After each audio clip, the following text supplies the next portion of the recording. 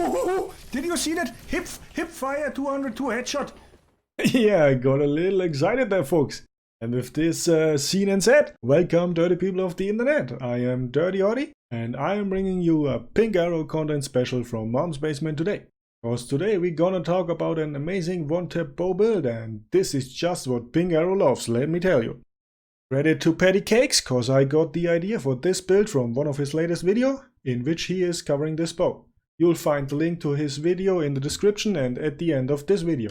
I feel that this season bows are in a really solid position regarding the Crucible, and Pink Arrow is really enjoying his time. If you are interested in discussing builds, loadouts and see me playing different games, I like to invite you to Mom's Basement, from where I stream every Tuesday and Thursday. You will find the link in the description and I am looking forward to seeing you there. And now, let's move on and let me show you this amazing one-tap Crucible bow build. Okay, you still with me? Beautiful! So today I want to show you the build Pink Arrow, who is my bow character, is rocking when he is heading into the Crucible. Let's start with the bow. The whole build is centered around. And this is the brand new Biting Winds bow introduced with Beyond Light. It can roll with quite a few interesting perks, but we are looking for a very specific one to make this build work. So the critical perk you want is Swashbuckler, because this perk offers the opportunity to make this bow hit for 202 precision damage in the Crucible, making it one tap any guardian, no matter the resilience they might have. So more on the details and an example a little bit later. First, let's see the bow I use at the moment. As said, it has Swashbuckler, cause that is essential. In addition, it comes with Elastic String for a 612 draw time, which I think is kind of neat as well. It also has Quick Draw, which is also a really good perk to have in the Crucible. However, I still think it's not the perfect bow, and that's why I'm still farming for a roll with this perk combination. Elastic String in the first row, Fiberglass Arrow Shaft and Straight Fletching in the second, and Quick Draw or Moving Target. And as a damage perk, Swashbuckler as stated before, because this is essential. So this perk combination with a draw time masterwork would be the perfect bow for this build in my opinion. I will give you my tip on farming the perfect bow after we finish the build. So now let's see how to one tap exactly with this build in the Crucible with a little gameplay example. First, I do a body shot melee combo to proc 5 times Swashbuckler. 5 times Swashbuckler offers a nasty 30% damage buff, which will make Biting Winds hit for 202 precision damage. And this, dirty folks, makes all guardians in PvP one tap like this. Double down. Triple down. Okay, let's talk Warlock subclasses, folks. As you have seen in the short clip before, I like to pair the build with Top 3 Dawnblade for its ranged Celestial Fire melee, which lets me proc Swashbuckler very consistent.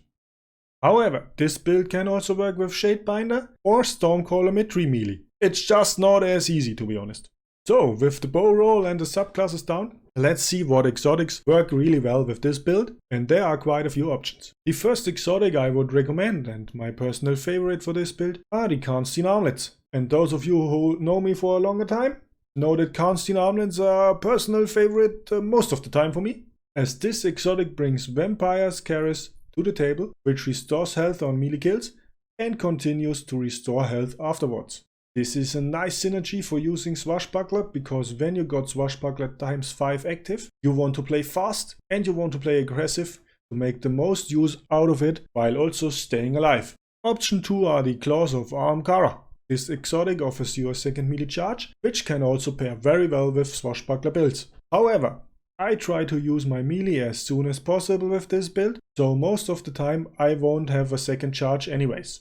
This might depend on personal playstyle, so it might be different for you. The third exotic I like to run with this build are the Ophidian Aspect Gauntlets. This exotic improves overall weapon handling, which is especially beneficial if you go for a weapon swaps playstyle when your melee isn't ready. This is also very fun to play if you get the timing down, which, to be true, I suck at very often, but it feels very rewarding if I get it down, so try it. So to complete our items for this build, let me give you some options you can use as secondaries.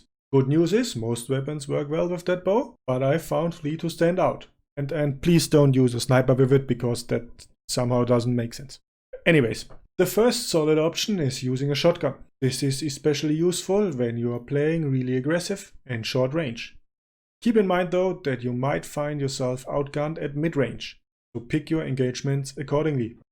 The second option is using a hand cannon. A solid pick for now is a 140 RPM Jack Queen King 3. It might need some time to get used to it, but when you do, it will perform amazing in this sandbox, I promise. Unfortunately, you won't be able to get one right now, and it feels we are lacking energy hand cannon options for the time being. So hopefully you have one in your vault. And now, ladies and gentlemen, to number 3. My absolute favorite so far. The well-known Sunshot with Catalyst. The last of the 150 RPM hand cannons remaining in game. And this beauty just feels incredible with this build. Good range, great flinch, and from time to time you even detonate another Guardian who was a bit too close to your original victim. Collateral time, baby! Let me show you this short clip where I put it on live on stream for the very first time with this build.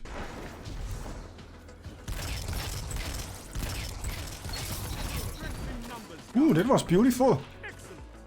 Yeah, what a start, and that's why it's my absolute favorite at the moment. It just feels amazing. Good, we talked about weapons, subclasses and exotics.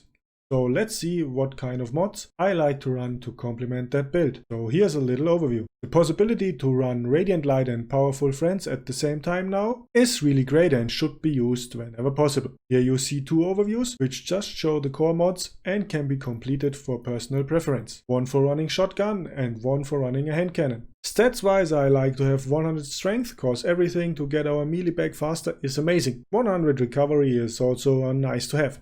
So with the build down, let me give you some farming tips if you are hunting for the perfect biting wins role. What worked best for me in the past is a combination of 2 things. First, pick Varric's Empire Hunt, the Dark Priestess, because finishing this Empire Hunt guarantees you a biting wins bow. To make the most out of our time, here's the second tip. Kill Brick Enforcers while you have to do the different steps of the Dark Priestess Hunt. The first step is always in Cadmus Ridge, and the second in the Eventide Ruins. So try to kill 1 Brick Enforcer in each region before you continue with the Dark Priestess Hunt. I found this to be the most rewarding routine to farm biting wins and also the most time saving. With all that said, I think we covered everything there is to know about this one-tap biting wins Warlock build. So let's conclude the video with some stream gameplay with this loadout. Enjoy it, folks!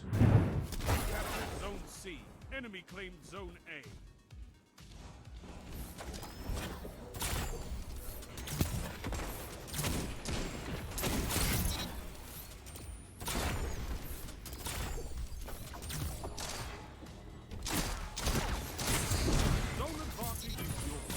Oh, did you see that? Hip fire 202 headshot. Pink arrow is back. Officially here. Beautiful. I think I wet my pants a little bit here. Captured Zone A. Power play. Keep the pressure on.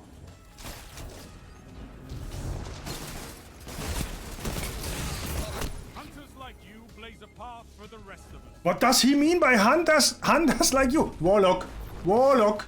Not hunter. Master race, not... Oh, Lone is still here.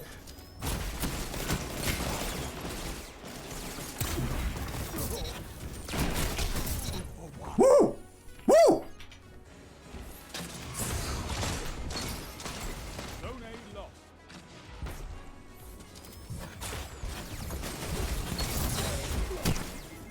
Yeah, okay.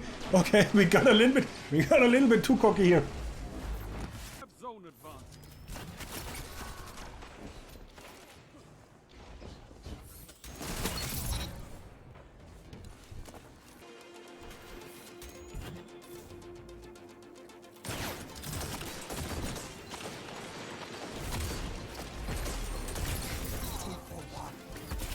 Yes. 3 down. I think I just killed the whole team. This is amazing.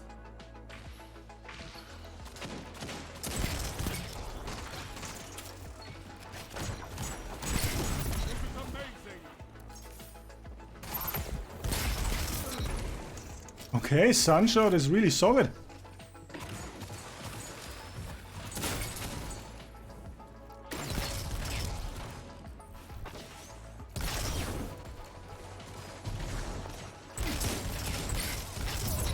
Oh, I'm rocking! I'm rocking!